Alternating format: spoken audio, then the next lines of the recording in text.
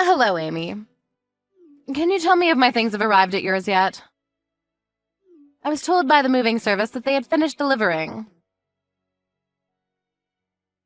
Yeah, we had loads of boxes delivered yesterday evening. What was all that?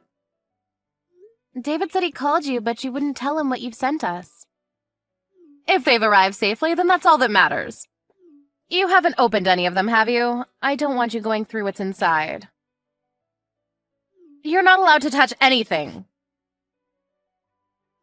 David told me you said you didn't want us opening them over the phone, so I haven't touched any of them. But what are they? There's so many boxes, and we had an extra delivery this morning. I hope that's the last of them, because we really can't take any more. What are we supposed to do with them? We don't have the space to store them, and it's become more difficult to move around because they're all stacked up in the hallway. We can't keep them like this. What do you want us to do with them? It's fine, don't worry about it. You don't have to do anything with them. You have a spare room next to the living room, right? Just put them in there. That's all you have to do for me. Excuse me? Mary, I can't do that, and you can't just decide that for us. We're already using that room for something else. We can't use it for storing your things. Even if you are my mother-in-law. I'm sorry, but everything's still in the hallway, ready to be moved, so I'd be grateful if you'd have them cleared away soon. Don't worry, I'll be there soon. I'll tidy everything away myself, so you don't have to do anything. Everything will be out of the boxes and tidied away in no time, so just leave everything as it is. I'm sorry, what? You're coming here to take everything out of the boxes? I don't understand. Why would you do that? I should be there this evening. I'm asking you why. To put away my things. I don't want you or my son going through my things, so I'll organize everything myself. You don't have to do anything. You should be happy that I'm willing to do it all by myself. I still don't understand. Why would you send all of your things all the way here to organize them? Can't you do that at home? Oh, didn't David tell you? I thought you already knew that I'm moving in with you. That's why I've sent all my things to yours. I'm looking forward to living with you both, and I hope that we can get on well. Have you already prepared my welcome party? You'll have to set one up to introduce me to the neighbors. Excuse me? I haven't heard anything about you moving in with us. Are you sure you're not mistaken? David already said no the last time you asked to move in with us, so why would he change his mind? And first of all, I haven't given my approval, so there's no way he would do something like this behind my back. We can talk about that when I arrive. I'll be there by this evening, so make sure you have something prepared for me by then. No, you can't just decide something like that by yourself and force it on us. We don't have anywhere for you to sleep, and like I've been saying, we don't have the space for your stuff. I'm sure there must be plenty of things you don't need or use that you can throw out. The room next to the living room gets a lot of sunlight, so I'd like to use that as my bedroom. If you can clear that room up for me, I can work on tidying my things away as soon as I arrive. It should be clean by the time I get there if you start right away. Oh, and I get back pain if the mattress isn't comfortable enough, so make sure that you get one that's meant specifically for back pain. I love the memory foam, but the cheap ones are too firm, so think carefully before you buy. I still haven't said that you can live with us. David hasn't told me anything, so I'm pretty sure that he hasn't given his permission either. And what is David's dad going to do? Is he going to live by himself? Are you splitting with him? I don't want to live with James anymore. I want to live with my son. You won't deny me that, will you, Amy? Will you welcome me into your home? I've got nowhere else to go. You can't just kick me out into the street when I'm begging this much. What time do you think you'll be here? I'm gathering up the last of my things, so I should be able to leave the house soon. I'll be there by this evening. According to the train timetable, my train should reach the station around 4 p.m., so would you pick me up? I've got a lot of things to carry, and I don't know the way from the station. Can you come and get me at 4? Thank you. I'm going to go get ready. Mary, you can't come and live with us. Like I told you, we don't have anywhere for you to sleep. The room you're talking about isn't available, and we can't throw things out just because you need a place to stay. You can't decide this and guilt trip me into letting you stay. But David already said that it would be okay. If he gave the all clear, then there's no reason why I should ask for your permission. You should listen to what your husband says if you want to be a good wife. Do you understand? Do as David says or he'll start hating you. David told me that he never said it was okay. He says that he already told you couldn't move in with us. If you're going to insist, then I'll check with him again. But even if he does say it's okay, please know that I'm not okay with it. This is my house as well as his, and I won't agree to living with you. Why not? Why does it matter so much whether one person is living in your house or not? I won't take up that much space, and it's not like you have children to raise. What on earth could be the problem? Can't you pity your own mother-in-law and be generous enough to take care of her in her old age? It's not like it'll cost you that much money. You should be happy to live with me. I'm your husband's mother. So you want us to pay for everything while you stay with us as well? That makes it even more difficult for me to let you stay here. You don't have an infinite supply of money or space. Please don't be unreasonable. You're the one that's being unreasonable. You married my son. You should be the one taking care of me anyways. It's your job to take care of me.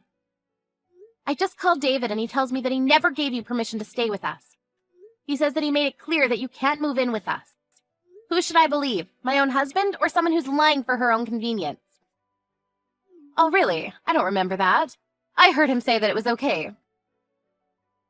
That's not an excuse for you to try to force your way into our home. You don't have to phrase it like that. I'm much older than you, so please don't talk down to me. I'm not making excuses.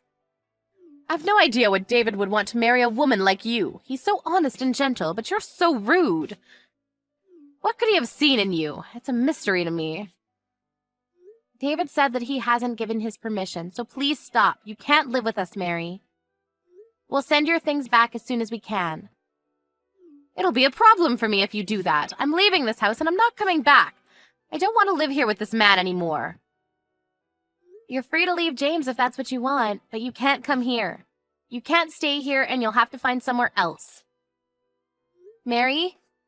Mary? Please don't ignore my messages. Amy? Hello? Call not answered. Call not answered. Amy, where are you going? I've been waiting for 15 minutes. I told you I would arrive at 4 p.m., so why aren't you here to pick me up? What are you doing? Answer my calls! I've got too many things to carry. I can't leave the station. Would you hurry up and collect me? Mary, I told you that you can't come live here, but you were the one that ignored my messages. Call not answered.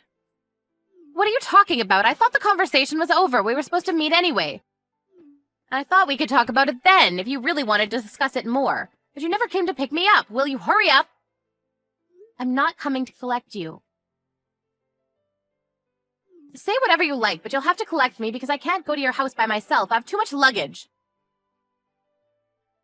I can't get on the bus either because I don't know the way. You really haven't been listening to anything I've said, have you? I've already been waiting out here half an hour, and it's starting to get embarrassing. You're the one that's not listening to me properly. I can't collect you because we're at your house. We've already asked James about what happened. What are you talking about? We heard that you stole from his savings and spent his money without his permission, and that he got angry and asked for a divorce when he realized what you had done. I don't remember that happening. Are you sure that's what happened? My memory's been very hazy recently, so you can't blame me for something I don't remember. Apparently you wouldn't leave when he asked you to, so he suggested that your eldest son and his family come live with him. Didn't he?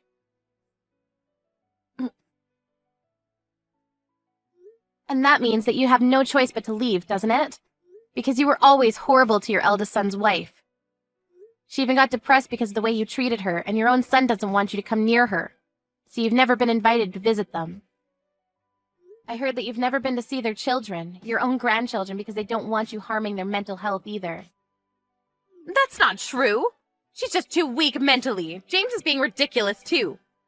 How can he choose his daughter-in-law over his own wife? He told me to leave because I stress her out.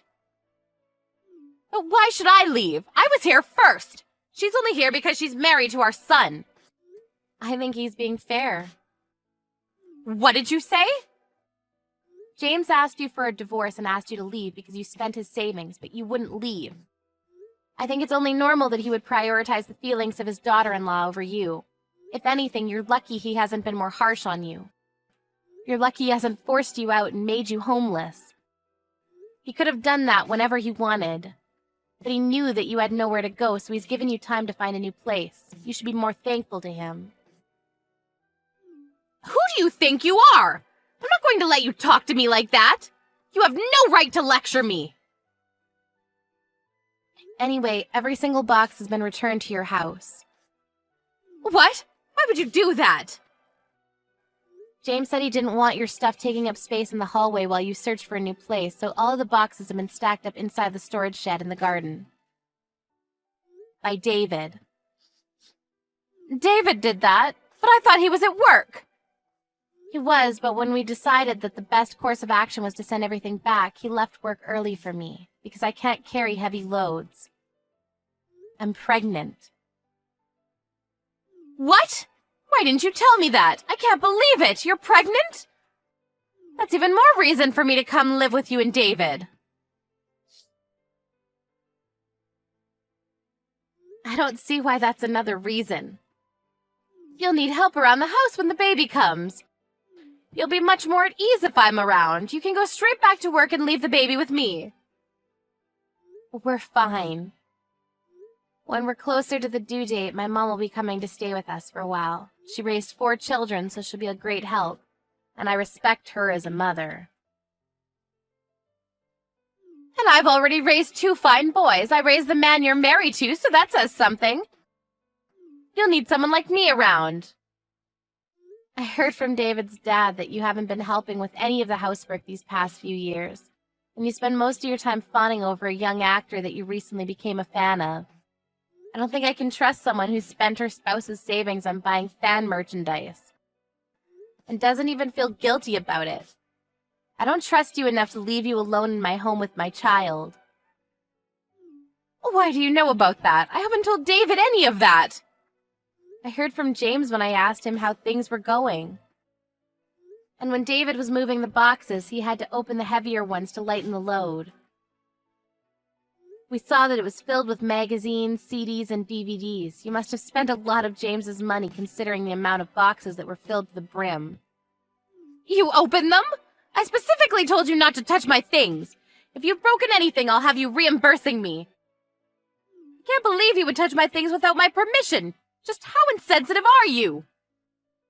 By the way, your things would have never fit in the room you asked for, and that room has been set up for the baby, so you wouldn't be able to stay anyways. That's why I told you we didn't have any space, but you wouldn't listen no matter what I said. Then what am I supposed to do? I made all these preparations to live with you. And I'm already at the station. I came all this way. That happened because you didn't even ask for our permission before packing up your things. We never asked you to come, and we never said that you could stay. I think it's best that you go back to your house, or rather your husband's house, and ask if you can stay for a little longer while you find your own place. Your eldest son's old apartment is paid for until the end of the month, and he suggested that you could stay there.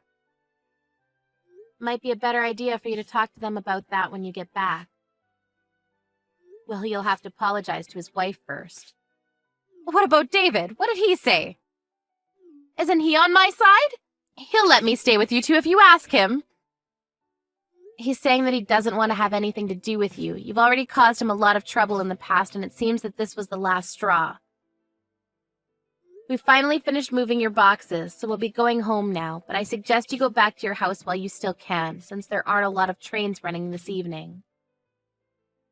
You'll end up having to sleep at the station if you don't hurry up and make up your mind. Even if you get back, I think the first step you'll have to take is to apologize to your eldest son and his wife so that they can feel comfortable with you letting you in. Considering all the pain and trouble you've caused, it looks like the real baggage is yourself.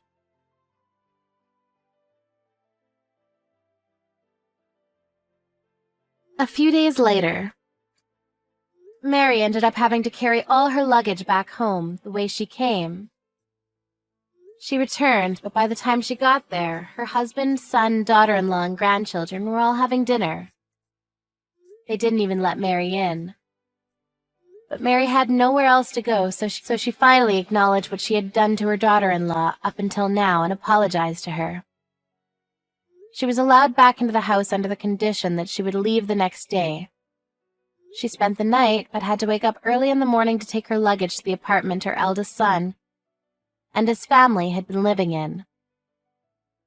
But she would only be able to stay there until the end of the month, so she had to find a decent place to stay herself. In the 40 years she'd been married to James, Mary had never worked, so it was unclear whether she would be able to find a decent place by herself.